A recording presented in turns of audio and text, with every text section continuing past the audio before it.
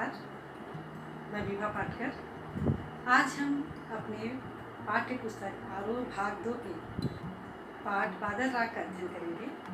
इसके रचयिता पंडित सूर्यकांत त्रिपाठी निराला जी हैं। इस पाठ में पंडित सूर्यकांत त्रिपाठी निराला जी ने बादलों को क्रांति दूत के रूप में आह्वान किया है।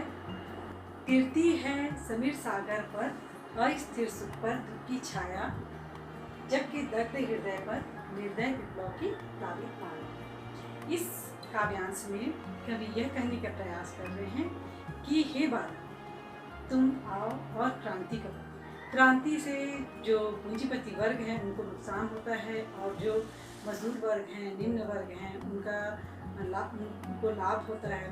अतः उन लोगों के लिए, उनके हितार्थ के लिए यहाँ पर पंडित सूर्यकांत त्रिपाठी निराला जी ने बादलों का आह्वान किया है और उन्हें एक क्रांति दूत के रूप में यहाँ पर प्रदर्शित किया है।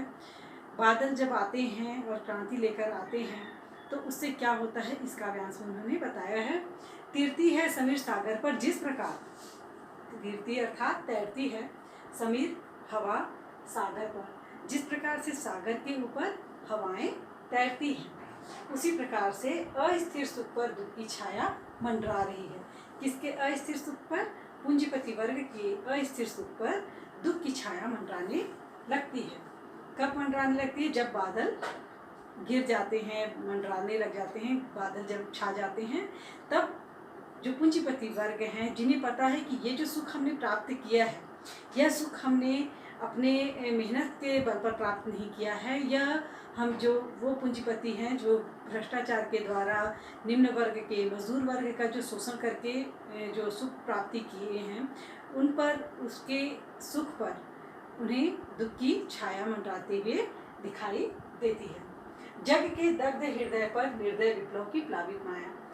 जग के दग्ध हृदय पर अर्थात जग के, संसार के जलते हुए हृदय पर निर्दय विप्लव की प्लावित माया। हे बादल, ऐसी माया फेर दो, ऐसा जादू फेर दो, ऐसा खेल कर दो, जिससे इस संसार का जो हृदय है, जो जल रहा है, उस पर अपने पानी से भरे हुए इस जादू को, इस खेल को तुम इस प्रकार से खेल दो कि जो लोगों के हृदय जो बहुत ज़्यादा जल रहे हैं, अग्नि से तप रहे हैं, उसको तुम शांत कर दो।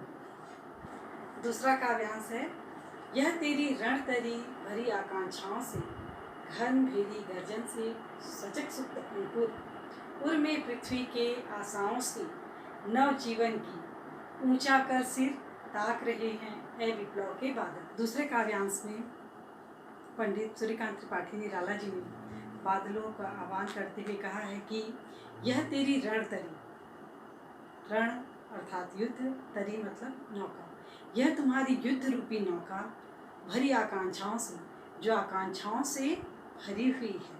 किसकी आकांक्षाओं से? घन भेरी गर्जन से, सजग सुप्त अंकुर, उर में पृथ्वी की आशाओं से, वो आशाओं से भरी हुई है। यह तुम्हारी युद्ध रूपी जो नौका है, जो तुम्हारी युद्ध रूपी नौका जो निम्न वर्ग के, यह निम्न वर्ग के आकांक्षाओं से भरी हुई है। घन, हे घन, घन अर्थात बादल, यहाँ पर घन का तात्पर्य बादल से है। हे घन, भेरी गर्जन से, तुम्हारे इस गर्जन से, तुम्हारे बादलों की गड़गड़ाहट से ऐसा प्रतीत हो रहा है जैसे कि युद्ध का शंखनाद हो रहा है। भेरी अर्थात युद्ध के पहले जो बिगुल बजता है, जो शंखनाद होता है, वो तुम्हारे युद्ध के शंखनाद रूपी इस गर्जन से, सजग सुप्त अंकुर, जो लोगों के हृदय में जो अंकुर सोए हुए थे, उर में पृथ्वी की, पृथ्वी के उर में अर्थात लोगों के हृदय में, पृथ्वी अर्थात संपूर्ण जगत के लोगों के हृदय में जो आशाओं के अंकुर सोए हुए थे, वो अब क्या हो गए हैं? जाग उठे हैं, सजग हो चुके हैं, तैयार हो गए हैं। अब उन आशाओं को पाने की रूप में ललक जागृत हो गई है। नव जीवन की, कौन सी आकांक्षाएं? नव जीवन की। उन्हें अब पता है कि जैसे ही बारिश होगी, जैसे ही बादल बरसेंगे, उनके जीवन में एक नया उमंग आएगा, उनके जीवन में परिवर्तन आएगा। इस आशाओं से वो आपको ऊंचा कर से, इस आशाओं से वह तुम्हें अपना सिर को ऊंचा करके ताक रहे हैं, अर्थात देख रहे हैं ए विप्लव के बादल। एक क्रांति के बादल वो तुम्हें देख रहे हैं। तात्पर्य यह है कि तुम्हारी जो युद्ध रूपी नौका है वह आकांक्षाओं से भरी हुई है। तुम्हारे बादलों की जो गर्जन है वह इस प्रकार प्रतीत हो रही है मानो युद्ध का शंखनाद हो रहा है। सजग सुप्त अंकुर का तात्पर्य यह है कि तुम्हारी इस रण के तुम्हारे बादलों के गर्जन के पश्चात जो लोगों के हृदय में आकांक्षाएं हैं नव जीवन की, अच्छे जीवन की, जो उनका जीवन अभी दग्ध है, तबाह हुआ है, उससे वो ऊपर उठकर अच्छे जीवन की कल्पना कर रहे हैं और उनके हृदय में अच्छे जीवन की, नव जीवन की जो आशाएं हैं वो जागृत हो गई हैं और वो इस नव जीवन की आकांक्षाओं से अपना सिर को ऊंचा करके तुम्हारी ओर देख रहे हैं। तीसरा काव्यांश है, फिर बार बार गर्जन, वर्षण है मूसलाधार, हृदय थाम लेता संसार, सुन सुन घोर वज्र हुंकार, असनिपात से सापित उन्नत सशत वीर, छत विक्षत हत अचल शरीर, गगन स्पर्शी स्पर्धा गीत। इस तीसरे काव्यांश में पंडित सूर्यकांत त्रिपाठी निराला जी ने बताया है कि किस प्रकार से बादलों की गर्जन से जिस प्रकार से लोगों के हृदय कांपने लग जाते हैं, उसी प्रकार से क्रांति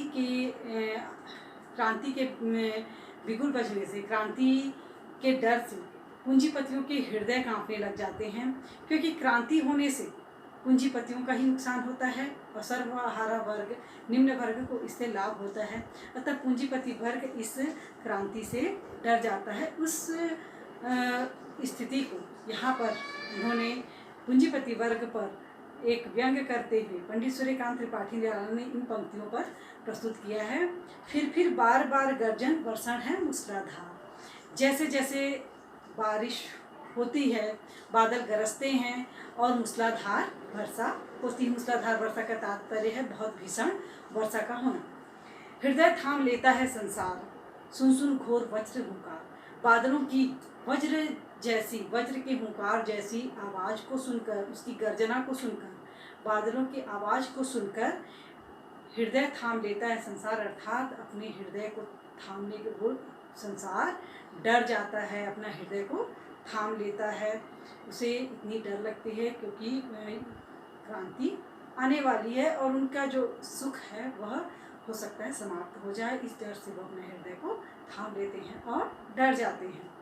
असनिपात से सापित उन्नत सतत वीर। असनिपात का तात्पर्य है बिजली से, सापित अर्थात धराशायी होना, उन्नत मतलब ऊंचे ऊंचे, सत मतलब सैकड़ों वीर।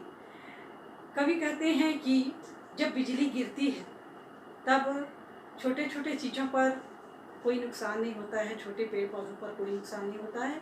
इससे जो ऊंचे ऊंचे पर्वत हैं वही धराशायी होते हैं। जब बारिश होती है, जब बादल गरजते हैं, तब सबसे ज़्यादा नुकसान जो ऊंचे ऊंचे पहाड़ होते हैं, पर्वत होते हैं, उन्हीं को नुकसान होता है इन बादलों के आने से।